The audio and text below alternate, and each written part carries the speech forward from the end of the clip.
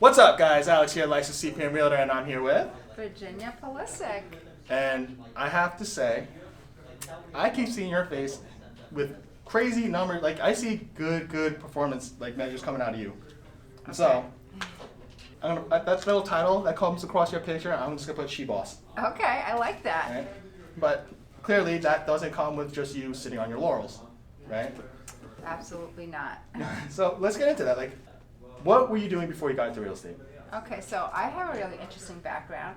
I started out working at Rockefeller Center. Everybody knows Rockefeller Right, Center, right. right? The landmark on Fifth Avenue. I worked there for a few years, and I did all the leases for the tenants there. So I do have some real estate background. And then after that, I went to work for the United States District Court in Manhattan, and I worked there for about 23 years. And then I retired from there, and I came here to Keller Williams. So you went from, I guess, essentially a leasing office. Mm-hmm. I mean, so you jumped around a little bit. But then Okay. why jump into like real estate as an agent? So I actually had no intentions to really become an agent. I always was fascinated by it, and I always thought it was such a glamorous job. Well, little did I know, it was a lot of hard work. But so I always say I tip my hat off to every realtor out there. But I actually kind of stumbled upon it. I was looking for a house for myself to downsize, and I reached out to one of the agents here and told him I always had an interest in finding out about real estate. Came to a career night, was really blown away by the presentation that this company offered, and I said, I'm going to give it a try. And here it is, almost 3 years later, and I'm still here. Wait, so 3 years, not 5, not 6, 3. I'll be 3 years in April. So you've been hitting these numbers, and you're 3 years in. My 3 years in. Okay. Oh, so there's gonna be a lot of agents who come in here and because they're sold some spiel of like, oh, you can make 6 figures, right? And then they quickly find out I have no business. So I'm paying thousands of dollars and I got no business. So where's that little secret sauce? What are you doing that you're Well, I always say this, and I'm not just plugging Keller Williams, because I really feel that had I worked for any other agency, I probably wouldn't have propelled my business to the level that it is now. The training here is bar none. And I actually came every single day when I was a new agent to one train. I made it a point to at least attend one training. And if any new agent who's out there, if you go and the front desk has a calendar of classes that they offer, you can attend the training a day.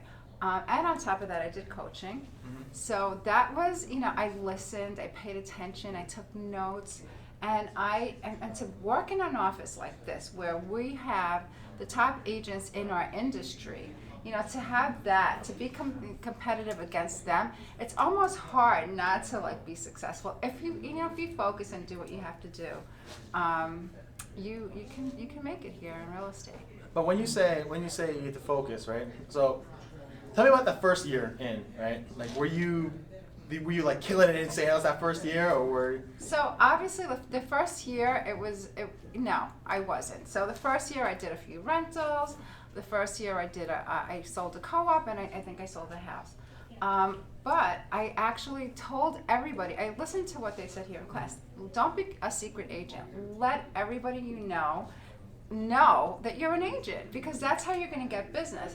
So I went back to my old neighborhood where I grew up. I gave out business cards, I gave out information, I called everybody that I knew, I reached out, I networked, and then the business started coming in because people were like, oh, Virginia's a real estate agent, and why not give business to somebody that you know versus somebody that you don't know? Now, with those who were listening, like, oh, so she, the typical, hey, I'm an agent. So if you have, any real estate needs, give me a call, right? Was that the end of it? No. Like, so you said I don't have to just call them once, and they're suddenly like, oh, please sell my home. So one of the things that I've learned here at Keller Williams, we want to be the expert in the field of real estate. So we always want to give our clients some information that they're not getting just from turning on the internet or turning on the TV, right? we want to give them, and educate them. So I feel that the more information you give them, the more respect they give to you, and they're like, oh wow, she really makes sense, or she really knows what she's talking about. Even though in the beginning I really, I didn't have the experience that I have now, but I did my research, and I feel that, I spoke confidently, and I had a lot of good eye contact with my clients, or when I was talking over the phone with them, I was conveying to them that I knew the business. And this business is brutal, right? And so, it's gonna be one of those things where I have long held that the best business owners, especially, in this day and age, are women. Period. Okay. Right? Now, there are always, unfortunately, there's still people who buy into that narrative. Oh, but I'm a woman, and like, what am I gonna do with my business? I don't have. What are you gonna tell those women? Okay. Take away all kind of notions in your head that you think that you're, because you're a woman. You're right. I think a lot of women are very successful businesswomen. But, let's just take that umbrella off of us and just, look at ourselves as business people, right? And I think that that's how, again, I'm going to bring it back to education, that by educating ourselves, reading, researching, learning, we're going to be that confident business person who's going to be able to take care of the transaction. Of course. And so, are there a couple factors, in your 3 years, where you could say, I mean, I'm sure everything would help, right? Because your journey, right? In 3 years, I've, so far, I keep seeing that you're doing amazing, right? But is there one or two things that you could recommend where this was this gave me a real big jump, in the way I see things and the way I operate, or just how my business has exploded?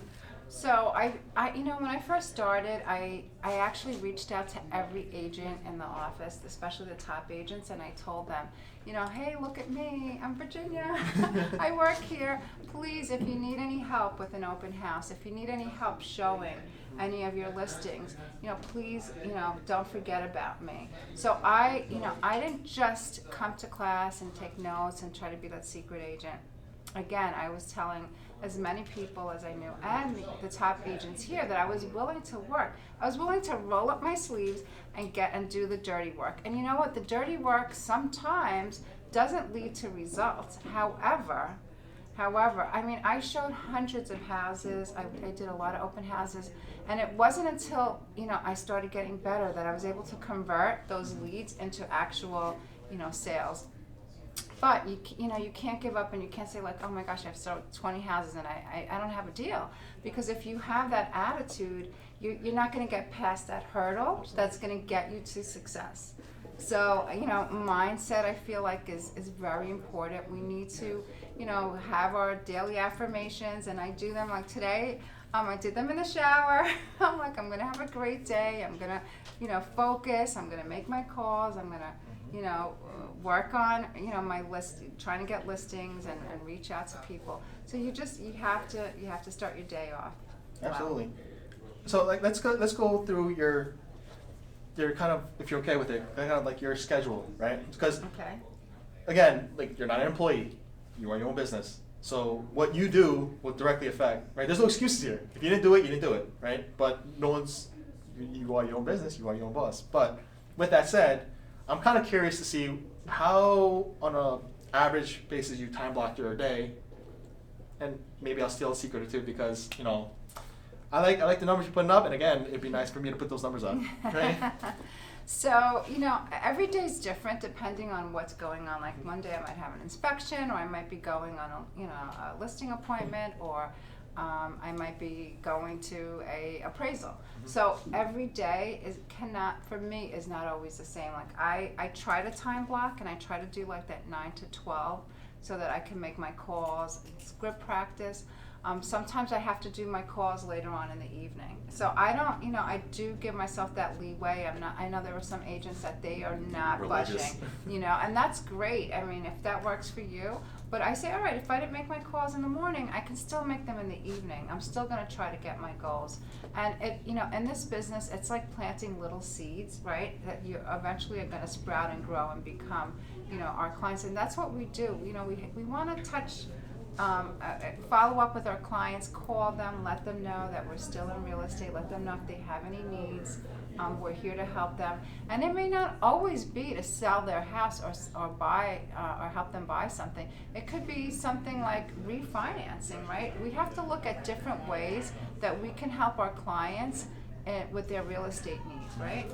I think that's helpful, right? So since you can't, so you're saying you're not like strictly time blocking, right? But for instance, on the calls, for instance, are you setting at least some kind of like metric, or is it kind of like, for instance, no matter what, at the end of the day, it's 3 hours of calls, or I need to hit a certain number of calls? Is there something like that, or is it just? So I like to mix it up. I'm not strictly a calling person. Sometimes I like to go out into the neighborhoods. I like to walk around, especially around listings that I've sold or listings that we have, because when you connect face to face with someone, it's a lot better than when you pick up the phone and say, "Hi, I'm Virginia. I'm just calling to find out, how you're doing." And so when I connect with you, I've gotten a lot of listings like that by walking around in the neighborhood. It's a beautiful day. I mean, during COVID when we shut down, I would order T-shirts that said I'm a realtor.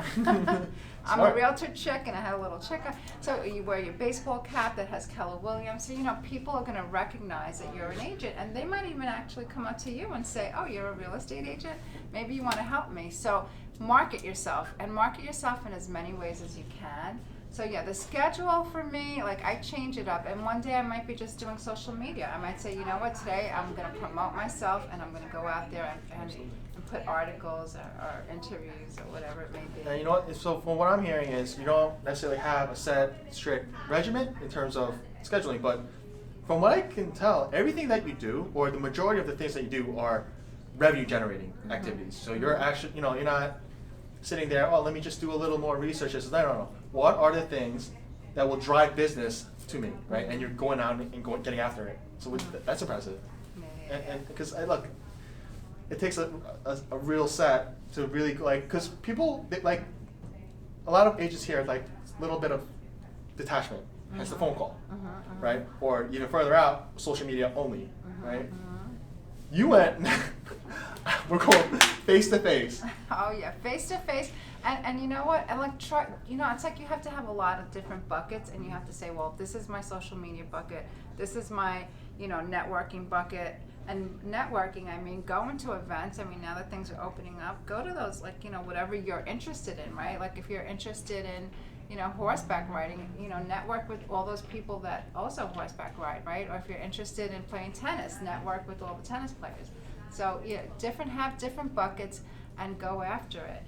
And before you know it, all these things start, blending together, and now you're top of mind. And I love the way you operate. So looks like we are running into a course load here. So if people need to reach out to you, where can they find you? Okay, so you can call me. My cell phone number is 917-428-1759.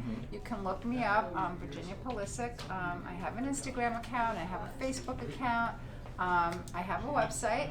Just plug in my name, and I'm always available if anybody has any questions. Okay, perfect. You can find Virginia's contact information down below in the description. But with that said, thank you for your time. If you have any questions, reach out to Virginia or myself. And I thank you for everything. I'll catch you guys on the next one.